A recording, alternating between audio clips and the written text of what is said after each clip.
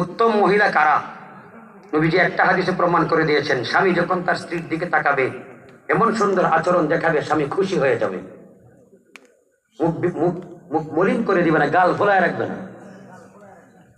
স্বামী ঘরে আসছে কষ্ট করে, একটা মুস্কি হাসি দিয়া স্বামীকে রিসিভ করবেন, স্বামী মহা খুশি। আমি যত কষ্টই ছিল হুজুর, আমার স্ত্রীর চেহারাটা দেখিয়া আমার মনটা বইরে গেছে না। ইজা নাজরা ইলাইহা সাররাতহু, যখন তার স্ত্রীর দিকে স্বামী তাকাবে, স্ত্রী এমন সুন্দর আচরণ দেখাবে যে স্বামী মহা খুশি। ইন আমরাহা আতাআতহু, 2 নম্বর সবক, স্বামী কোনো নির্দেশ দিলে সেটা মেনে নেবে, যদি গুনার কাজ না হয়। যদি সেটা কিসের কাজ না হয়? গুনার কাজ ছাড়া যত নির্দেশ দেবে, শুধু নির্দেশ শুধু সাধারণ নির্দেশই না, আমার রাসূল কি বলছেন, আল্লাহকে ছাড়া অন্য কাউকে সেজদা করা যদি জায়েজ হইতো, তাহলে দুনিয়ার মহিলাদেরকে বলতাম মহিলারা যেন তার স্বামীকে সেজদা করে। আবার এই কথা বলছেন, কোন স্বামী যদি বলে এই পাহাড়টা কাইটা এই মাটিটা এখান থেকে সরা ওখানে নিতে হবে, এই কথাটাও তার স্ত্রী মানার জন্য চেষ্টা করতে হবে। কথা বুঝতে পারছেন? 2 নম্বর গেল।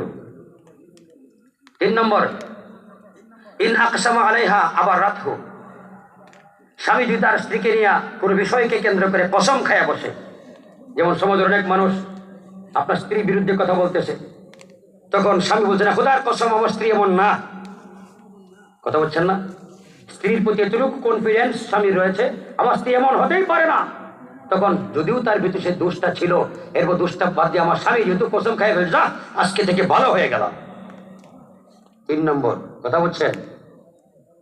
4র্থ নম্বর, ওইদা বাবা আনহা নাসাহাতহু ফি নাফসিহা ওয়া মালিহি, স্বামী যখন বিদেশে চলে যায়, স্বামী যখন ব্যবসা বাণিজ্যের জন্য অফিস আদালতে চলে যায়, ব্যবসা কেন্দ্রে চলে যায় 1 ঘন্টার জন্য, অথবা তাবলিগ জমাতে চলে গেছে, অথবা বিভিন্ন কারণে সফর করতে চলে গেছে, ট্যুরে গেছে, সাময়িকের জন্য হোক দীর্ঘমেয়াদের জন্য হোক, স্বামী যখন চোখের আড়ালে থাকবে, তখন মহিলার 2টা ডিউটি। 1 নম্বর ডিউটি হলো নাসাহাতহু ফি নাফসিহা ওয়া মালিহি, ওই মহিলা তার লজ্জাস্থানকে হেফাজত করবে, পরকিয়া করবে না। 2 নম্বর হলো স্বামীর সম্পদকে রক্ষণাবেক্ষণের দায়িত্ব পরিপূর্ণরূপে বাস্তবায়ন করবে। তাগফির লানা ওয়া তারহামনা লানাকুনান্না মিনাল খাসিরিন। রব্বানা আতিনা ফিদ দুনিয়া হাসানাহ ওয়া ফিল আখিরাতি হাসানাতাও ওয়া কিনা আযাবান নার। রব্বিরহামহুমা কামা রাব্বায়ানি সগীরা। আই পাক পরওয়ারদিগারে আলম, আমাদের জীবনের সকল গুনাহ খাতা মাফ করে দাও। আমাদের মা বাবা দাদা দাদি নানা নানির গুনাহ খাতা মাফ করে দাও।